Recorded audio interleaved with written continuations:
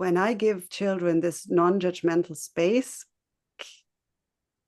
it's like a flower that has all it needs, like the sun and the water, and like it can unfold and they can just be who they are here to be.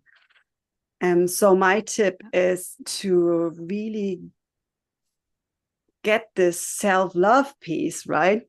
So if I know that anything that kid that is around me, that the kid is doing, like when I'm in class and a kid is acting out, when I know that it's not about me, I can create instead of react. Then I can just hold space for that feeling that a kid has in that moment. And I can then maybe later have a conversation, or I don't need to react and put my observation on top of what the kid's already experiencing. Hi, Conscious Parents. It's Carrie here, and I am here with a little info about raising our mindful kids. I've got some tips and tricks about breaking free of the box and becoming who you are, and teaching your kids how to do that along the way. Join us. Hi, conscious moms and dads. Do you have moments where you miss that flow state that you used to find before becoming a parent? Was there something that you used to work in that your heart was really passionate about and you felt like you were making a difference in the world?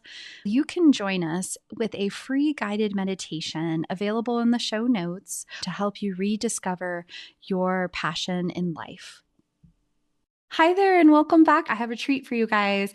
I have my friend Nicole here, who is a holistic and accredited creative mindfulness for kids teacher, an intuitive guide who provides co-creative coaching, retreats, and courses. She's a creator, a poet, a tree hugger on a mission of love. And oh my gosh, Nicole, I think our missions definitely overlap. I'm living my passion this year and trying to connect with other parents and sharing the love for our kids and the love for letting our kids be who they are. So thank you so much, Nicole, for being here with us today.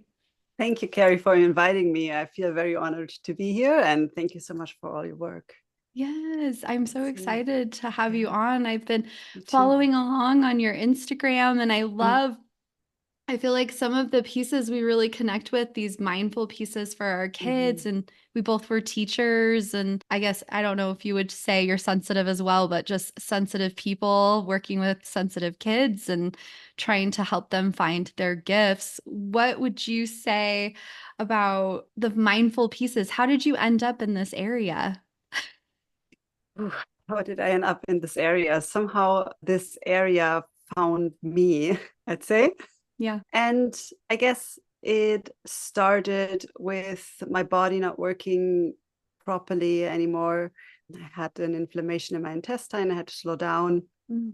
And afterwards, I got to know myself better first from the bodily perspective, and then later I had a little experience that made me realize that I am not really showing up in this world like I truly am, that Mm. I'm a pleaser and Mm. not really authentic. So after that, that shook me up and shook my world, turned everything upside down.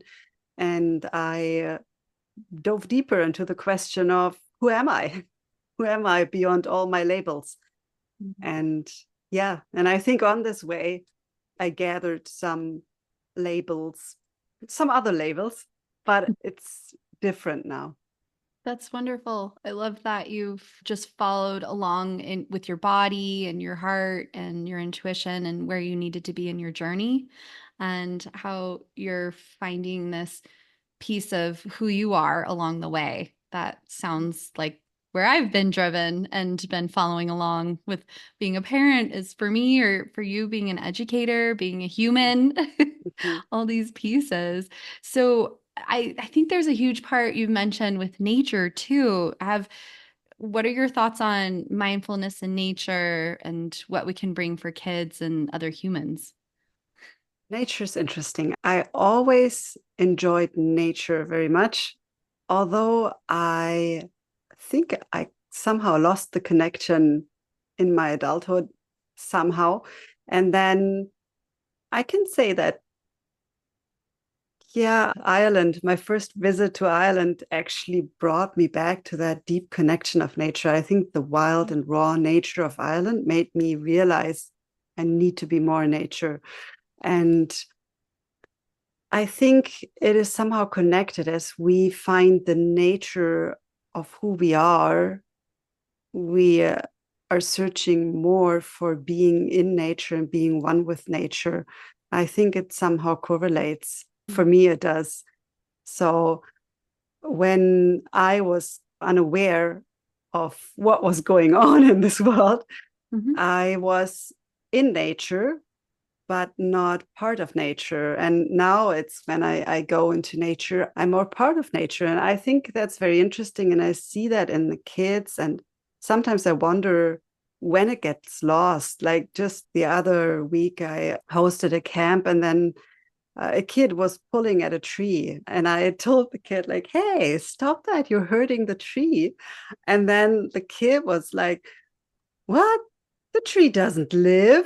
And I was like, excuse me. A tree doesn't live, doesn't it have like roots, doesn't it grow and everything? And I was like, yeah, but it doesn't have feelings. And I said, how'd you know, and then the kid was really like, oh, okay, and was started to think. And then I said, like, maybe hug the tree. Maybe you hear something, because I love tree hugging. And then I was like, okay. I couldn't tell if the kid thought I was crazy, or the kid thought something's there. I don't know. But I think children normally have this natural connection. When they are in nature, they immerse themselves in nature. They jump into puddles. They eat dirt, right? Yeah. And somehow we lose that. And I think that's also part of how we treat nature nowadays sometimes. So if we are unaware of our part in nature, and I often in my times at school, when I told kids off that they threw garbage on the street or something, they were like, yeah, I don't care. And I think it's just when we're unaware that we are part of nature, then we have another relationship to it. And then then we're more mindless. Is that part of some of the mindful pieces that you do with kids, is helping them to reconnect with nature and have that in their hearts again? Do Oh, you get that? definitely. Because for me, it's very important, because I am very eager to help children see how wonderful they are, how much love they are, and that they don't need to change for anyone or anything. I think it's very important for kids to know that they are nature and that they are love too. That's my passion and my mission, because I think it's very important for kids so that they don't become people pleasers. Yes, definitely. These Right? sensitive kids. I Mm-hmm. think when you're talking about that disconnection that you can see sometimes with nature, disconnection with our hearts, disconnection Yeah. with our intuition, those are Yes. those, I call it the protective layers that we are Mm-hmm. putting on ourselves as we're maturing and as we're growing.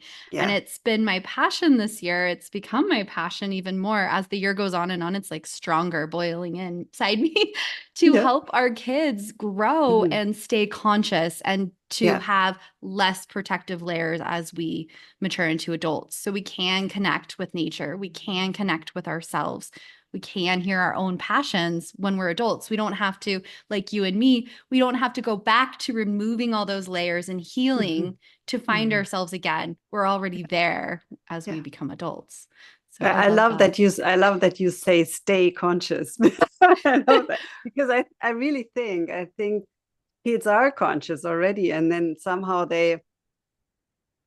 we train them to get unconscious. The system, the society.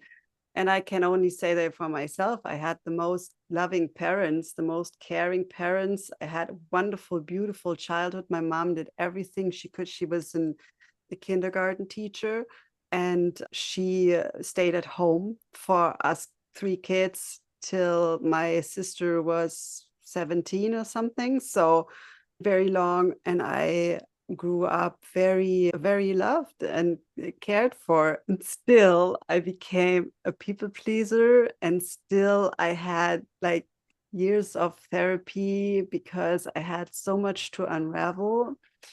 And looking back, for me, it all goes back to this one important thing that we somehow don't realize who we are connected to. We are not connected to our hearts, to our source, to the love that we already are. And I think when our parents are searching on the outside, then the kids are doing that too, because kids are modeling what the parents are doing, right? Yes. So for me, I grew up with a belief I need to have someone at my side in order to be whole. And that's not what I want to live, like I say. Yeah. So I am already whole. I don't need anyone for that. I am whole. I'm good as I am, and everything else is a wonderful addition and a co-creation. But if we think we are not already whole, we will constantly search on the outside for that hole to fill, like for that to fill. And yeah. And we'll be right back after this message. Hi there, Changemaker moms and dads. It's Carrie here. I hope you're enjoying today's episode. If there's any pieces of this episode that resonate with you, we would love for you to share it with a friend. A little helping hand goes a long way. We appreciate you tuning in, and here's more. I love that. Yeah, I grew up in a spiritual, very loving household as well, and was very supported. My parents tried to give me everything, the best, the love and everything as well. And we even grew up with a spiritual mindset when I was raised, but I still developed the pieces of protection. I think part of that is our sensitivities too. Just do you have anything that you would share for parents that are raising kids like us, like my kids? Do you have any tips you would share? Because I know we're all doing our best. I always say, I know my kid's going to need therapy one day. They're going to need therapy because of something that I've done. And I'm just trying to reduce the amount they have to do. I would reframe it with they maybe won't need therapy, but in my mind, therapy is wonderful for everybody, because therapy, coaching, whatever you choose, you have this partner that sits there, gives you the attention and non-judgmental space to explore yourself. And I think that's hard in families to be that's the biggest, like I'm practicing non-judgment every day. The biggest challenge is within my own family, because it's the structures, the patterns are so woven that it's hard to practice that. So I think, and I always think that there's, like you say, there's no way to work around it. Everyone will have or grow up with their own triggers and patterns, no matter how good everyone is trying, because somehow I feel sometimes that is how development goes in children, because it's from imitating to creating, right? So first they imitate, and then in the teenage years, they start to really set boundaries and say, okay, I'm doing it my way now, sometimes even earlier. And then their personality somehow develops on that. And where was I going with that?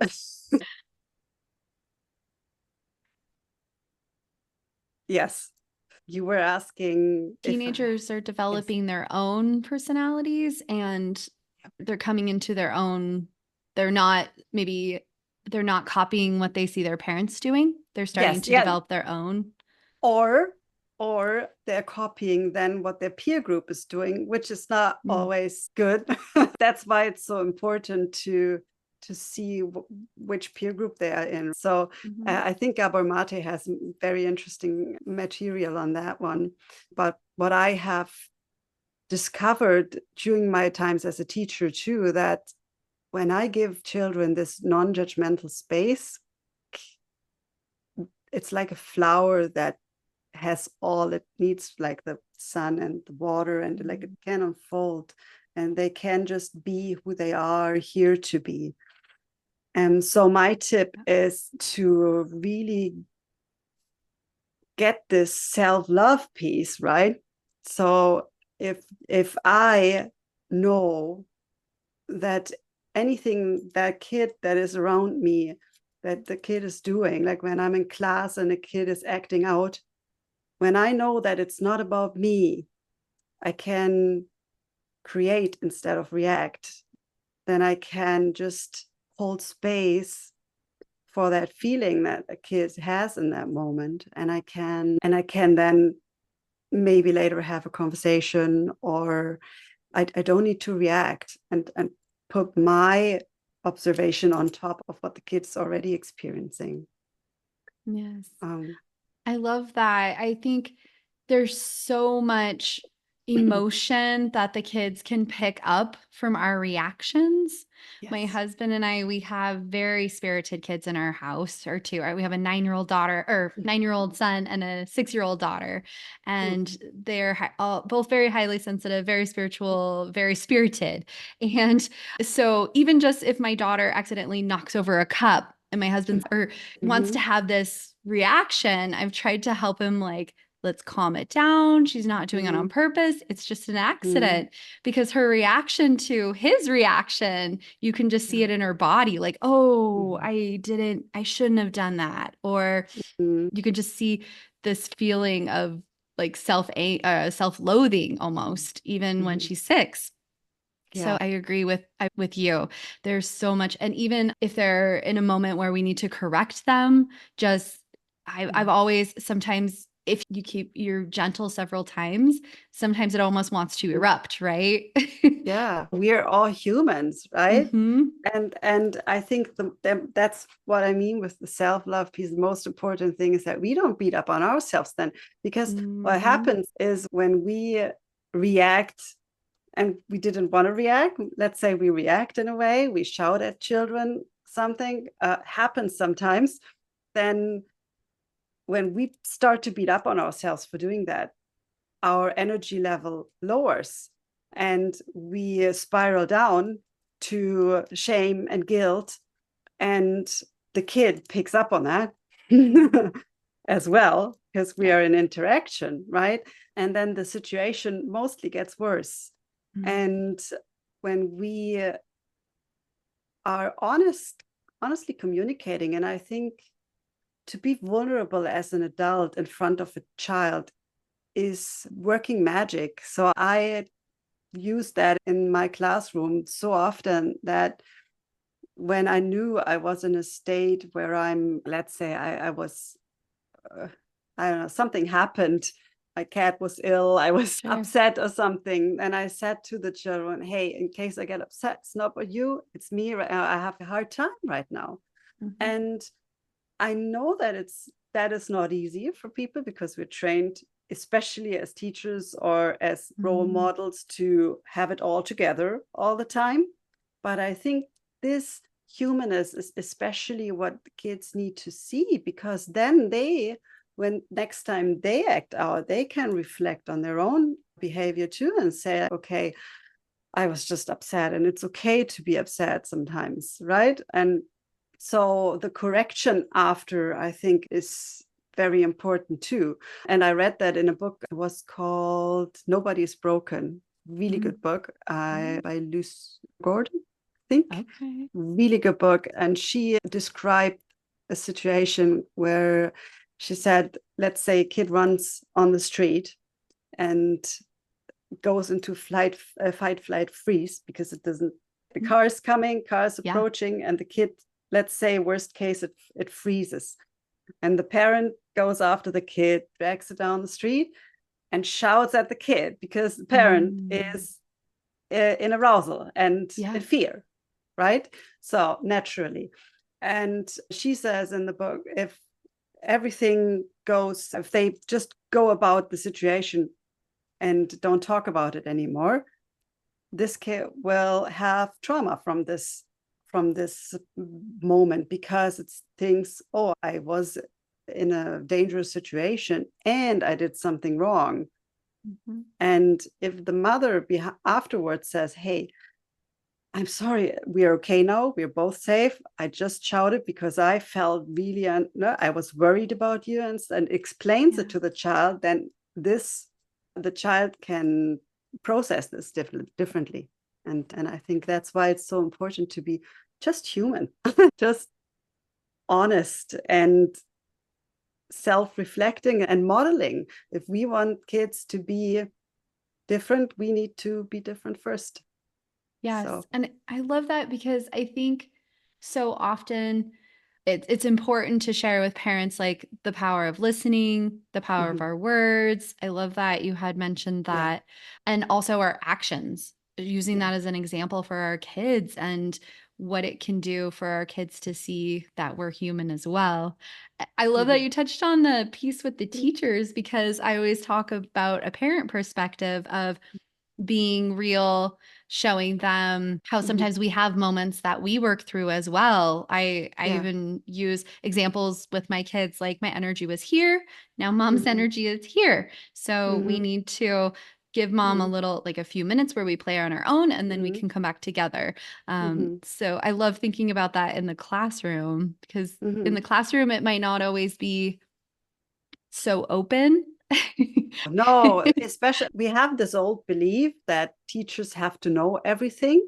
So the first, I so often kids were asking me like, "Oh, what? You don't know this word in English, Miss Rank?" And I said, "I'm not a dictionary. I'm a human." So, but I know that when we get trained as teachers, we're very often afraid to make mistakes, and that comes from our school upbringing as well. Right. And it is so interesting. I think I did a game once with kids and I had in Germany, I taught the kids with some special needs and the ones that struggled a bit at school. And we did a game where it was just play. It was a playing game. And I don't remember which game it was, but they had to fill out something and it was just for joke. And they were so afraid to make a mistake that they couldn't fill it out. They didn't understand the game because they were so afraid to make a mistake. And I think that's our school system.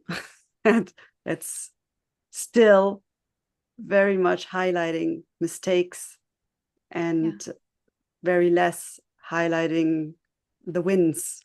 Yeah. I think it's interesting when I think back to teacher education and how much is stressed in like maintaining control of the classroom, right? That's that pedestal that you have to be on, they talk about, to maintain control. And I was recently talking to another parent with a kiddo who was very spirited, and we were talking about how connection is so powerful for our kids in the classroom. Having that connection with their Yes. teacher, feeling safe, secure, heard Yes. with a Yes. teacher that listens is such a powerful piece to running your classroom. It And is. if you don't feel safe and secure and connected to your teacher, your voice does not go as far as a teacher. So Definitely. Yeah. And it is, therefore, the teacher needs to feel safe too. So if I'm afraid of the classroom getting out of control, and control is the magic word here, we don't have anything under control. Nothing is under control. We can't control things. We want to control as humans. We want to control. Our ego wants to control. We can't control. The only thing we can control is our own peace, and it's our own thoughts, and it's our own thoughts and mind that we can control. And that's why I think every teacher should do meditation, because it helps so much to be that mountain, right, in the classroom, to keep. And when I keep my own calm, then that transports to the class. And that's very important. And that's where nature and mindfulness comes in, because with all these little things, you can do this. And it's boundaries as well. And I think boundaries what I did, I made up my own classroom rules just for me. Like I went to school and I said, okay, these are the things that I want to do. So when I'm overwhelmed, I count to 10 and wait until I respond. Or when I have the feeling I'm too stressed out, I stay in the classroom for the break. I don't go into the teacher's conference room because there's more people. Yeah. Because once I realized I am quite sensitive and I pick up on other people's emotions, I realized why I was so exhausted after teaching. Because if you have 30 students in one room and you pick up on all the emotions, and I think it's why important to know yourself, and as a parent too, right? If you have 3-4 children or even just one, but you're a sensitive person, you pick up on the emotion of the child. If the child is sensitive, they pick up on your emotions. So it's a nice co-creation there. So Yeah. and so I think knowing what you want as an adult, knowing what's a no-go for you and communicate that is easier than to put the rules on the kids. So I always said in my class, this is what I need to be able to teach good and to teach well. And this is what I need for me to transport the knowledge to you. And therefore, because you didn't stick to this need of me, we need to find a solution for that, right? So instead of punishing people and say, okay, you didn't stick to that rule, now you get this and that punishment.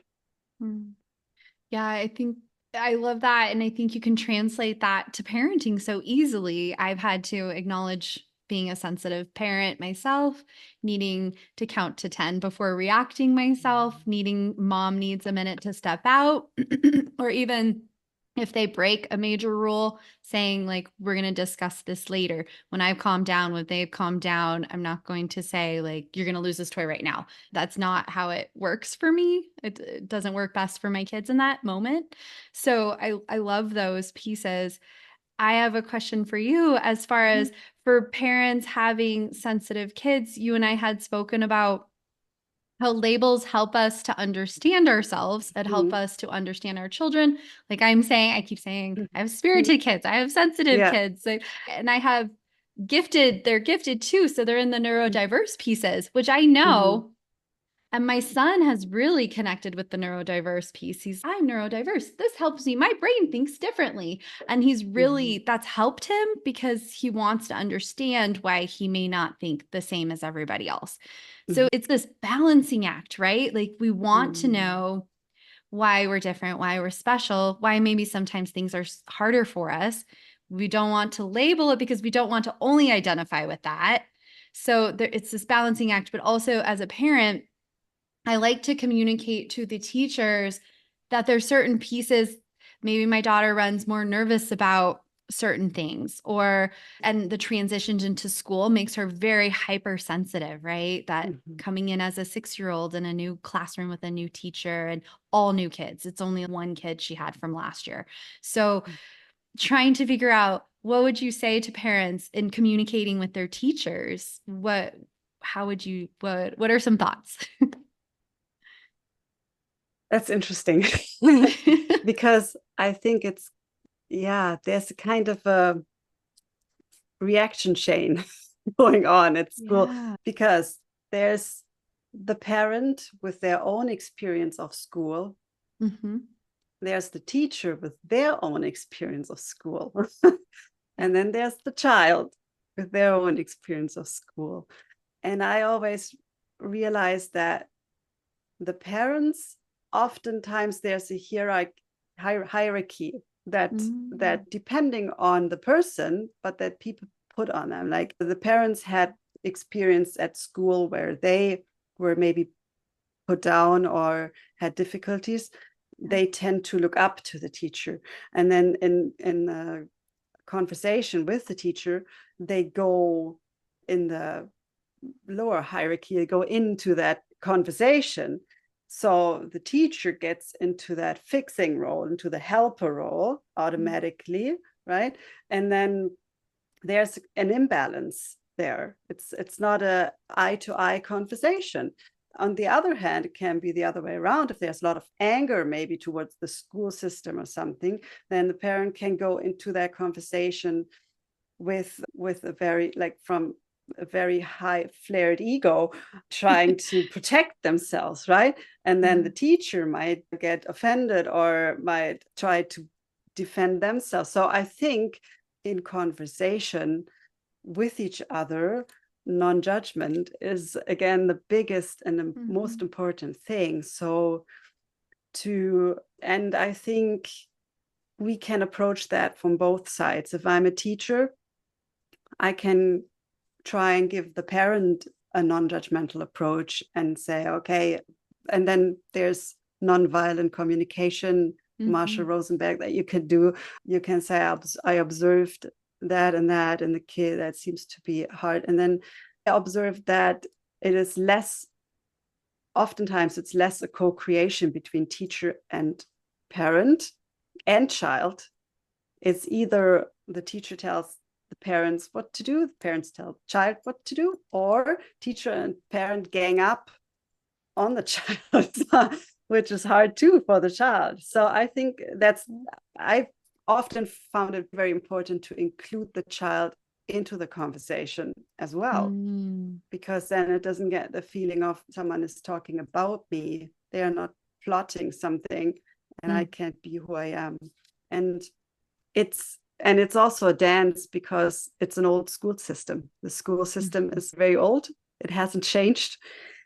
And everyone is just trying to fit into that system, teachers as well as the kids. We are trying to fit into this label of school system, which is a label too, right? To be a student, to be a teacher. I always found that I learn more from my students than they did from me. Like, I may have transported knowledge and about my subjects and maybe some life experience, but they were 30 kids. I was just one person. They learned from one. I learned from 30. So I had often I was under the impression that I learned more, actually. And I communicated that to them as well, which made them felt seen and validated as well. So I think when we are exploring our labels, and with the kids too, I think it's important to have a conversation with the kids about it. What does it mean, sensitive? And what does it mean to certain people? And maybe I don't want to call myself that in front of my classmates, because maybe then I get picked on. Maybe I just know it for myself. But when I think it's important to empower the kid that is maybe struggling with something, the best thing we can do is empower that kid to be totally themselves and to just foster self-compassion. Yeah. And that is modeled. So if I foster self-compassion with myself, like I make a mistake and I say, oh, it happens, and not to excuse any behavior, but to really be loving and compassionate with ourselves and know that nobody else is responsible for what I'm doing there or what I'm feeling there, because it's like I can affect that with my mind and my thoughts. And I think that's important too, to educate children on how our mind works and how our brain works and how our body works and what a nervous system is. We don't learn that at school, and that is so important, especially for sensitive children. They need to know that sensitivity doesn't mean that you're too emotional. It doesn't mean that you are more emotional than other people. No, it means you're more connected to your source. You're more connected to the love that you already are than others.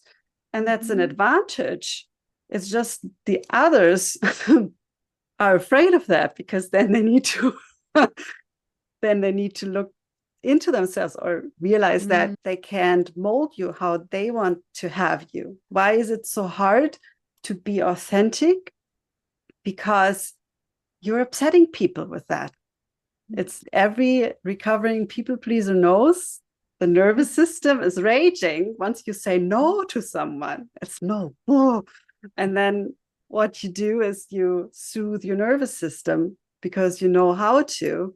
Then you can soothe your nervous system, and you know it's okay to upset this other person in that moment because I'm not responsible for that. I'm just Yes. my authentic self.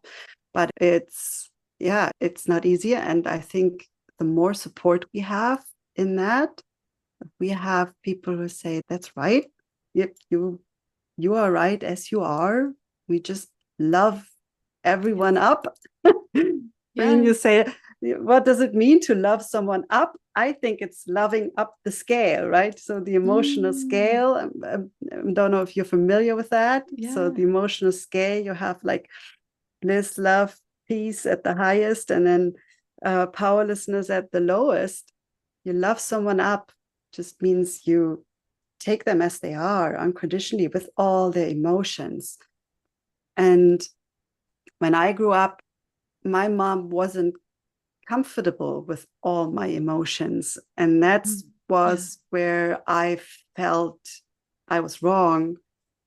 And it was not that I changed myself because I was afraid. I changed myself because I loved my mom so much that I wanted her to Mhm. be happy. Yeah. And I realized that it was interesting. So I thought, I loved her so much that I wanted her to be happy. So that's why I changed. And in the end, she wasn't comfortable with the big emotions, with especially anger is a hard one to take if we're not healed ourselves, right? Mhm. It's hard. Yeah. So I think what we can do for our children, whether we are teachers, whether we are parents, or even doing for other people, not only for the children, for our fellow humans, to just know that we are worthy, that we are love, that we are the love we are looking for on the outside, that we Mhm. already are that love, and that all feelings are welcome. And if I Mhm. get uncomfortable because someone else is showing me their feelings, I know it's somehow triggering me. And just this knowledge, this awareness can help me to approach the situation differently. Yep. I love that so much. I feel like you and I were speaking about an episode I had with Colby Wilk, which was Mhm. amazing. And it was looking at the strengths of being the sensitive and not using the labels, but empowering ourselves and Mhm. accepting pieces of ourselves. And I love Mhm. that. And I think it's a perfect place for us to end today is focusing on the love and trying to let the love blossom in our kids, blossom in Mhm. ourselves and Yes. being compassionate for ourselves and for our kids. Yes, definitely. The blossom is such a beautiful word. And I Oh, think that's exactly, we are children of nature. We are here to blossom and to bloom, mhm. right? We're here to Yeah. grow and we can learn so much from that. And I think we can use this analogy wonderfully for kids too. Nature has so many analogies that we can use and metaphors to help children see and understand mindfulness and meditation. So we can help them by talking about the flowers, by giving them time to grow, right? And by watching flowers, by smelling flowers and everything like that. So Yeah. it's beautiful. I love that. Thank you so much for being here today with Thank you us, so much. Nicole. Yeah. And I Yes. will share all of your contact Yeah. information in our show notes for our listeners. And thanks Thank so much for you. connecting with us. Oh, Thank you so much. And if you need some poetry meditations for oh, kids, I you can oh, find them on YouTube. So love. I record some poetry meditations. I think poetry helps kids especially Yeah. connects well because Yeah. it's a rhythm and the rhyme connects Yes. well. So I have them on YouTube, Oh, and yeah, everything okay. else you find on my website too. So Yeah. I would love to link yeah. that. Thank you so much, Yes, I Nicole. will. Thank you so much. Well, that's a wrap. Thanks so much for tuning in, Changemakers. This is Carrie. And if you haven't done a review for us, 5 stars and a little few words about what you've enjoyed in our podcast episodes, we would really appreciate it. If you guys would like to ever message me, I would love any questions you have or any feedback at info@hearttoheartlife.com. We also have a brand new website, which we're super excited to share. It's hearttoheartlife.com. Thanks so much for tuning in, and happy life, happy times, Changemaker families. Please remember that the information shared on this podcast is educational in nature and does not constitute licensed mental health advice. If you need such advice, you should speak with a licensed professional about your unique situation. Thanks so much, happy listeners.